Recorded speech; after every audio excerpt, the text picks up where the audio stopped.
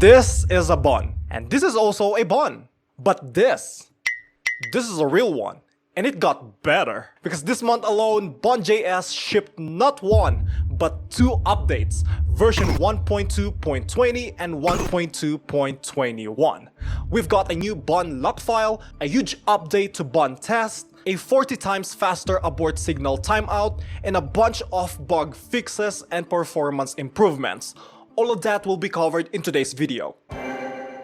In this update, when you run bun install, bun will automatically migrate your yarn to bun.lock file, preserving the resolved dependency versions. This allows yarn users to switch to bun more easily or effortlessly. Next, the AbortSignal timeout is 40 times faster. The bun team basically refactored the timeout function to use the same mechanism as set timeout, making it 40 times faster. This makes asynchronous behavior sharper and more reliable, especially with instant cancellations of like fetch request. There's also an update to bun test. 3 new methods were added for asserting the return values of mock functions. First, we have to have returned with, which checks if the mock returned a specific value at least once. We also have to have last returned with, which checks what the mock returned in its most recent call. And finally, we have to have nth returned with. It basically lets you target the exact call number and assert what it returned. Here's a quick demo. First, we have to have returned with.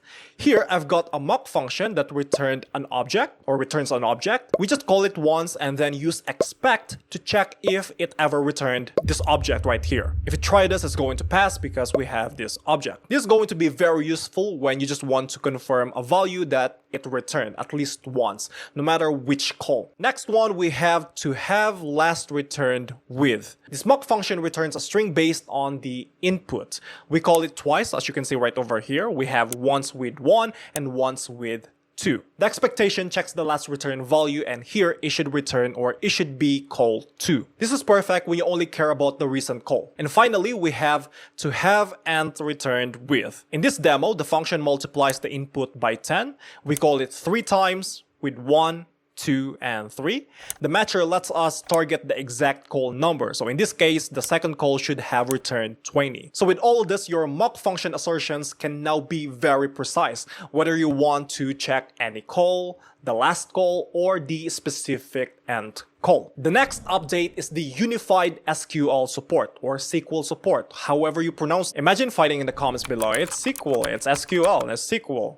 But anyway, Bun now offers a single Bun.SQL client that supports MySQL, MariaDB, SQLite, and of course PostgreSQL, all with 0 external dependencies. So you can access all of these databases using the same clean API. For MySQL and MariaDB in Bun.SQL, the driver is now written in Zig programming language, and according to the benchmarks, it's up to 9 times faster than the popular MySQL 2 library on node.js. The next update is for the post message. Messaging between workers is now up to 500 times faster, especially for large strings, and now it uses around 20 times less peak memory. This performance boost is a big game changer, especially for apps that send huge JSON payloads across threads. Finally, in this update, Bun reduced idle CPU usage.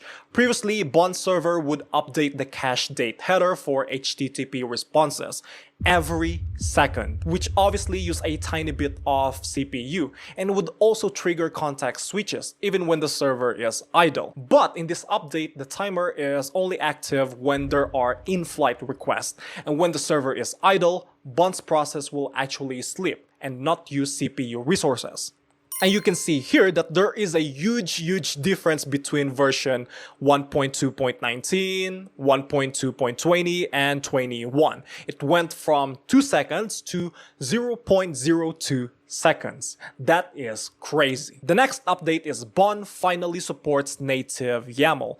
Yes, now you can import, bundle, require, and parse YAML in JavaScript pretty easily. Here, for example, we have a package YAML file. We can import this just like how you import modules, and you can access all of its content using dot notation. And if you want to parse XML, no, hold on. And if you want to parse YAML, you can use the YAML from Bun and use its parse function, which by the way is also written in Zig, like what they did with their Bun.SQL client. At this point, Bun is going to be written 100% using Zig. You can quote me on that. Now, they actually fixed 69 issues in this update. Like Bun update is now scrollable, the audit gets new filtering options, Bun secrets is now using the OS's native credential storage, and so on. And obviously, I'm not going to be able to cover all of them, so if you're interested to learn more about this update, check out their blog in the description below. Now, I'd like to announce that this is going to be my last video here at BetterStack. And so I would like to say thank you to the community for watching my videos, for enjoying them, and for supporting me. Honestly, this has been a great experience, and words are not enough to express how grateful I am to BetterStack, to the team, and to you guys. So with that said, my journey here is over. But hey, if you guys enjoyed this video, let them know by hitting the like button and subscribe to BetterStack for more videos like this one, that one. Thank you for watching. My name is Bernard, and goodbye.